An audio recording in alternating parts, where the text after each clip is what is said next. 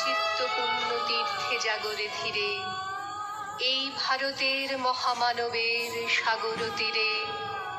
হেথায় দাঁড়ায় দুবাহু বাড়ায়ে, নমি নর দেবতারে, উদার ছন্দে পরমানন্দে বন্দন করি তারে। ধ্যান গম্ভীর এই যে ভূধর, নদী জপমালা ধৃত প্রান্তর, হেথায় নিত্য হ্যার পবিত্র ধরিত্রীরে, এই ভারতের মহামানবের সাগর তীরে।